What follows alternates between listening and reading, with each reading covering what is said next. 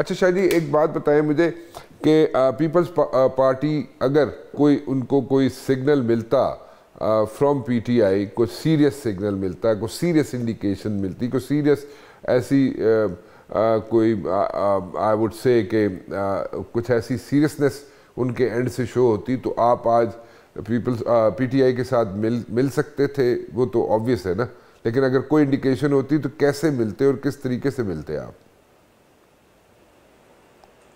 एक तो बहुत शुक्रिया आपके अल्फाज का, so nice of you sir. दूसरी नहीं, बात ये है कि शाह जी देखिए, आप डिजर्व करते हैं। मैंने कोई इसमें से कोई चीज़ ज्यादती नहीं की, मैंने दिल से बात की है और जो समझ आती है लोगों को उनकी मैंने जुबान बोली है।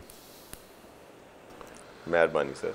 मैं ये कहना चाह रहा था कि पीटीआई इखलाकी तौर पर जब उनको मैंडेट मिला, तमाम तर मुश्किलात के बावजूद, एक मैं सियासी वर्कर हूँ, मैं समझता हूँ कि जिन हालात में उन्होंने इलेक्शन लड़ा और उसके बाद उनको इतनी ज़्यादा जो पजीराई मिली, तो इखलाकी तौर पर उनका हक था।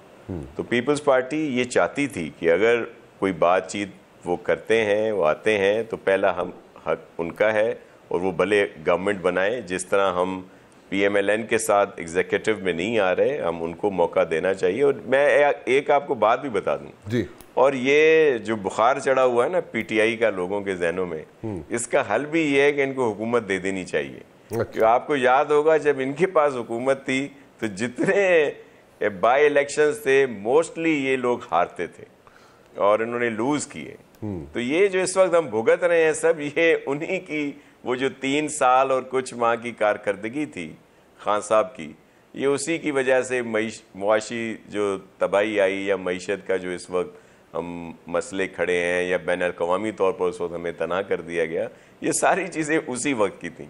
तो एक तो वो गवर्नमेंट बनाते तो ये एक चीज़ से भी सारी हवा निकल जाती, जो एक तरह से जो कुछ भी हुआ। तो इखलाकी तौर पर भी उनका हक बनता था, जिसके पास ज़्यादा सीटें होती हैं पहले उसी को ऑफर की जाती है कि वो अपनी हुकूमत, लेकिन वो तो अपनी बात करते थे जी, किसी से बात नहीं करनी। और यही आपको याद होगा कि एक वक्त जब शुरू में खान साहब की गवर्नमेंट बनी थी, सब ने उन्हें कहा था कि अब हम आपको सपोर्ट कर रहे हैं, तो वो किसी से बात नहीं करना चाहते थे। फिर एक वक्त ऐसा आया कि जब खान साहब सबसे बात करना चाह रहे थे, कोई उनसे बात करने के लिए तैयार नहीं था। तो अब भी इनको सोचना समझना चाहिए था। और जो आज आपने पहले जिक्र किया कि शाह साहब ने कहा कि इनके पास जो पॉलिटिशियन हैं, जो सियासी लोग हैं, उनकी कमी है, तो ये तो हकीकत है ना। आप देख लें इनके वकला साहिबान जो हैं वो इनके चेयरमैन और दूसरे मेन ओहदों पे हैं, उन्होंने भी क्या किया, उन्होंने अपने क्लाइंट को बचाने की बजाय कि उसके जो सज़ाएं हो रही हैं, जो उसके ऊपर केसेस हैं, उसके लिए कोई कानूनी नुक्ता लाएं, कोई उसकी माफ़ी की बात करें या कुछ और सिलसिला करें, वो सिर्फ पॉलिटिसाइज करते रहे। और वो पॉइंट स्कोरिंग करते करते उन्होंने अपना उल्लू तो सीधा कर लिया। आज चेयरमैन भी एक वकील साहब बन गए, दीगर ओहदों पे भी वो आ गए। बहुत सारे इनके नेशनल और प्रोविंशियल असेंबलीज में भी इनके जो लोग हैं वो भी वही लोग हैं जो इनके केस लड़ने के सिलसिले में सामने आए। लेकिन उन्होंने अपने क्लाइंट को नहीं बचाया, न सिर्फ न क्लाइंट को बचाया, न अपनी वो जो इंट्रा पार्टी इलेक्शंस को प्रॉपर तरीके से किया, न अपना सिंबल बचा सके। जो चीफ जस्टिस साहब ने इनको बहुत मौके दिए थे उस दिन, आपके इल्म में है कि लाइव सारी प्रोसीडिंग्स थी, लेकिन कोई ये सबूत नहीं ला सके। फिर सोने पे सुहागा नेक्स्ट डे वो जो लेवल प्लेइंग फील्ड का केस लगा हुआ था, तो वो भी हमारे बड़े मोहतरम है मेरे लतीफ़ खोसा साहब, उन्होंने भी पॉइंट स्कोरिंग के लिए कह दिया कि जी हम केस ही नहीं चलाएंगे। हालांकि वो दिन था कि ये उस वक्त कह सकते थे कि जी चले हमें तो सिंबल नहीं दिया, लेकिन इतने हमारे कैंडिडेट हैं, उन सबको कोई एक सिंबल ही दे दें, इलेक्शन कमीशन को कह दें। और मुझे पूरा यकीन है कि काजी फाइज ईसा साहब ये फैसला कर देते और इनको और ज्यादा फायदा हो जाता।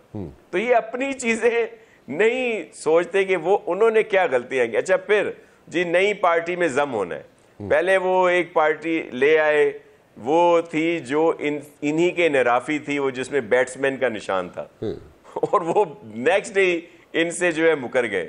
फिर अब इन्होंने जो नई सुन्नी इत्तेहाद कौंसिल वालों के साथ बात की, तो वो भी जिनकी कोई रिजर्व सीट्स में थी नहीं, बल्कि उन्होंने लिख के दिया हुआ था कि जी हम तो इलेक्शन ही लड़ रहे, और उनके जो सरबराह थे वो खुद इंडिपेंडेंट लड़े।